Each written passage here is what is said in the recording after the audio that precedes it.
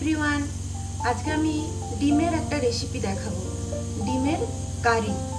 তো ডিমের কারি সবাই বাড়িতে বানায় মোটামুটি, কিন্তু আমি একটু নতুন ধরনের বানাবো, যেটা টেস্ট একটু আলাদা হবে কিন্তু খেতে খুব ভালো হবে।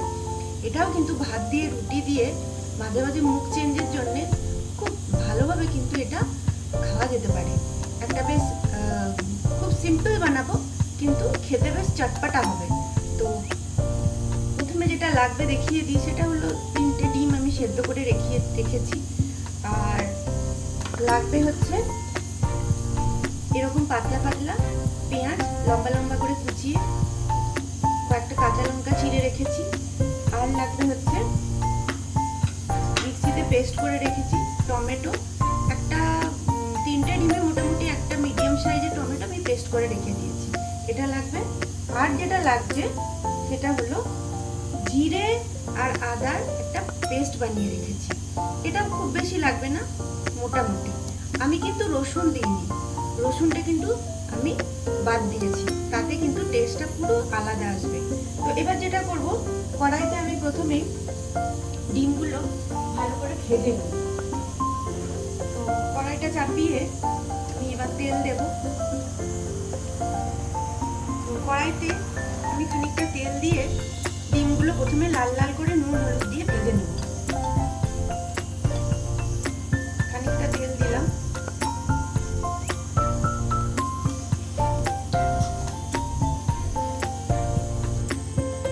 তেলটা মোটামুটি গরম হয়ে গেছে, এবার ডিমগুলো ছেড়ে দিলাম।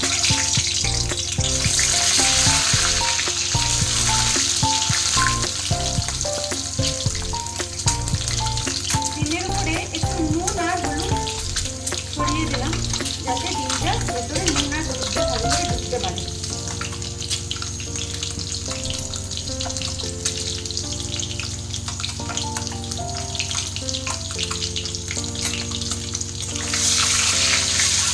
এইবার এইভাবে আমি ডিমটাকে প্রথমে লাল লাল করে ভেজে নেব।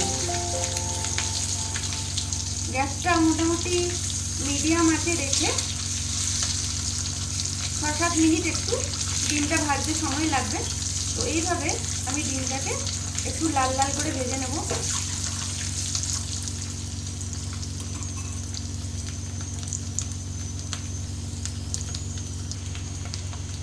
এইভাবে ডিমটা একটু লাল লাল হয়ে গেছে, এবার এটাকে তুলে রেখে দিলাম আমি ডিমটাকে।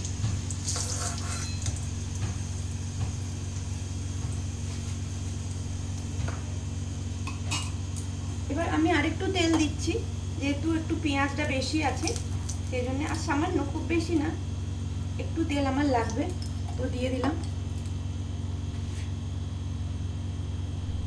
এবার তেলটা গরম হয়ে গেছে, একটু গোটা গরম মশলা দিয়ে দিলাম, লং, এলাচ আর দারচিনি, খুব সামান্য। আর দিয়ে দিলাম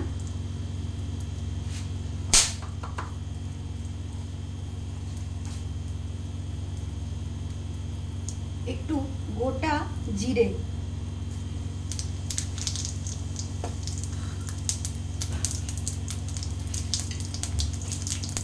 এবার কি করব, এই পেঁয়াজগুলো সব ছেড়ে দেবো।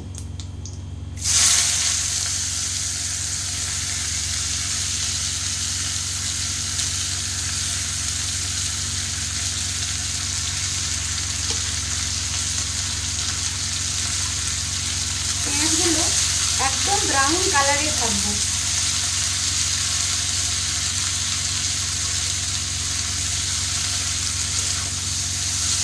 বেশ খানিকক্ষণ ধরে পেঁয়াজগুলোর একদম কালার একদম ব্রাউন হয়ে যাবে, তারপরে আমি বাকি মশলাগুলো দেব।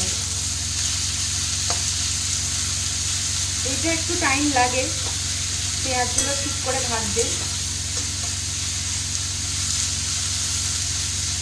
এইভাবে আমি একদম ব্রাউন কালার করে নেব। এইভাবে মোটামুটি 10 মিনিট এভাবে ভাজতে হবে।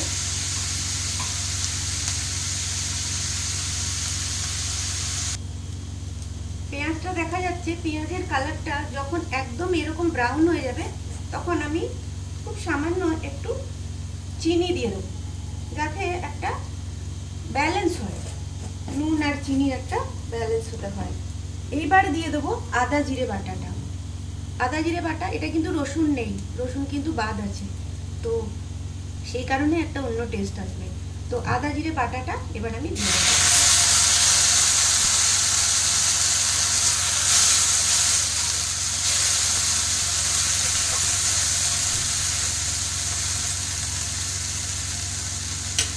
এইবার পরিমাণ মতো নুন, এটাও কিন্তু খুব ঝোল হবে না, মিডিয়াম হবে, তাই নুনটা দেখে দিতে হবে। আর দিতে হবে হলুদ,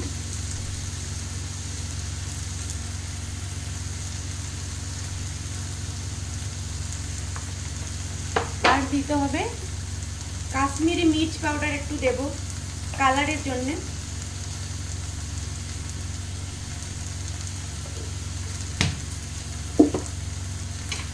ব্যাস, এবার এটাকে আমি ভালো করে কষাবো।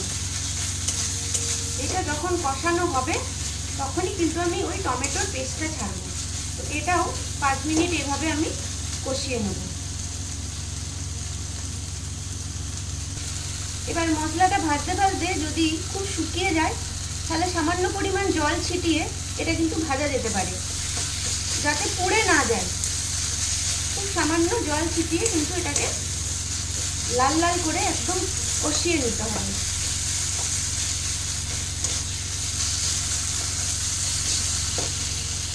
এইভাবে 10 মিনিট আমি কষানো আমার রেডি। এবার ওই কাঁচা লঙ্কাগুলো দিয়ে দিচ্ছি, আর ওই যে টমেটো পেস্ট করে রেখেছিলাম সেটাও ঢেলে দিচ্ছি।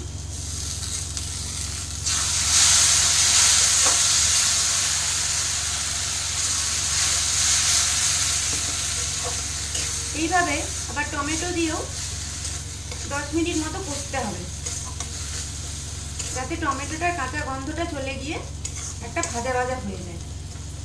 এইভাবে আমি আবার 8 থেকে 10 মিনিট কিন্তু যতক্ষণ না হয় ততক্ষণ কিন্তু আমি কষবো, মিডিয়াম ফ্লেমে বা লো ফ্লেমে। যত মশলাটা আমি কষবো তত কিন্তু এই ডিমের কারির স্বাদটা তত ভালো হবে।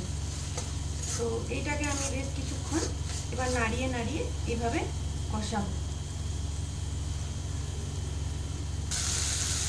দেখা যাচ্ছে টমেটোটা কিন্তু মোটামুটি এর সাথে কষা হয়ে গেছে। এইবার আমি খানিকটা জল দেব। আমি মিডিয়াম গ্রেভিটা বানাবো, যাতে ভাত বা রুটির সাথে একটু হালকা করে খাওয়া যেতে পারে। তো আমি সেই অনুযায়ী জল ঢালবো। আর টমেটোটা কিন্তু আমি 3টে ডিমের কারিতে একটা মিডিয়াম সাইজের টমেটো দিয়েছি পেস্ট করে। তো এটা দেখে বুঝে দিতে হবে যে যতটা খাবে সেই অনুযায়ী। টমেটোটা খুব বেশিও দেওয়া চলবে না, আবার খুব কমও দেওয়া চলবে না, তো গ্রেভিটা তাহলে খুব ভালো হবে।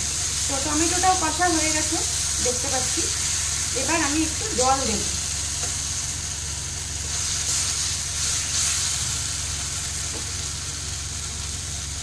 এবার আমি খানিকটা জল ঢেলে দিচ্ছি।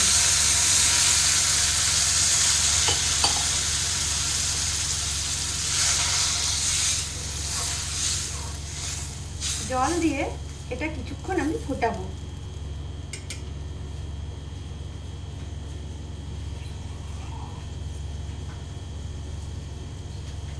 আমি আরেকটু জল দিলাম কারণ এটা একটু ফুটবে 5 মিনিট। আর একটু জল দিয়ে আমি নাড়িয়ে নিলাম। এবার আমি কি করব, একটা ঢাকা দিয়ে দেবো। এটা 5 মিনিট ফুটবে, তারপরে আমি ডিমগুলো ছাড়বো। তো এখন এটা 5 মিনিট লো ফ্লেমে আমি রেখে দিলাম, যাতে ডিমটা পুরো মশলাটা ভালো করে একদম জলের মধ্যে মিশে একদম গ্রেভিটা যেন খুব ঠিক একটা হয়।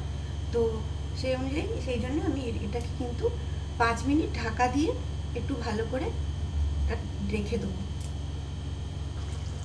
এবার দেখা যাচ্ছে ঝোলটা মোটামুটি ফুটে গেছে। এবার ডিমগুলো দিয়ে দিচ্ছি।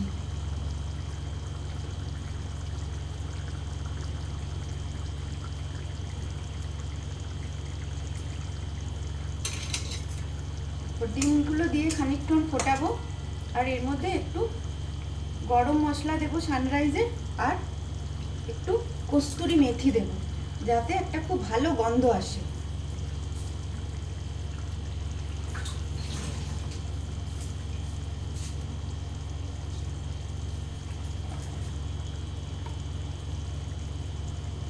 দিয়ে দিলাম খুব সামান্য গরম মশলা।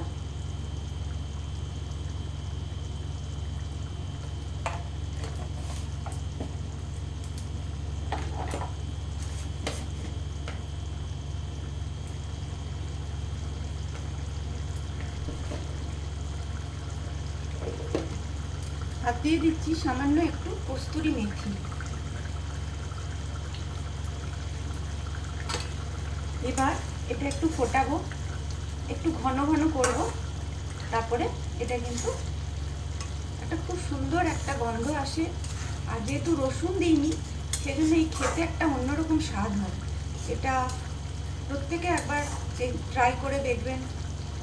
খুব ভালো একটা মানে চটজলদি, যেটা কেউ গেস্ট এলে বাড়িতে এটার সাথে একটু রাইস বা রুটি দিয়ে কিন্তু খাওয়া যেতে পারে। তো আমি এবার এটা একটু সার্ভ করে দেখাবো। আর গ্রেভিটা যার যেরকম পছন্দ সেরকম রাখতে পারে। আমি একটু ড্রাই করব, আমাদের ড্রাইটাই ভালো লাগে। জলটা একটু কম হয়ে যাবে ততক্ষণ একটু এটাকে ড্রাই করব।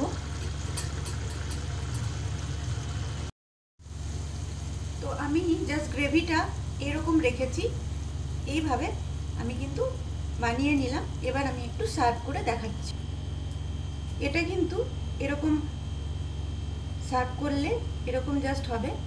আর দেখে বোঝা যাচ্ছে কত কালারফুল হয়েছে, খেতেও সেরকম টেস্টি হয়। গরম ভাতের সাথে বা রুটির সাথে ভীষণ ভালো লাগে। তো একবার এরকম আপনারা ট্রাই করে দেখবেন, আশা করি খুব ভালো লাগবে। আর যদি আমার রেসিপি ভালো লাগে তাহলে একটা রিকোয়েস্ট রইল, আমার চ্যানেলটা সাবস্ক্রাইব করে নেবেন, যাতে অটোমেটিক্যালি আমার বাকি ভিডিওগুলো আপনারা দেখতে পান। So thank you so much.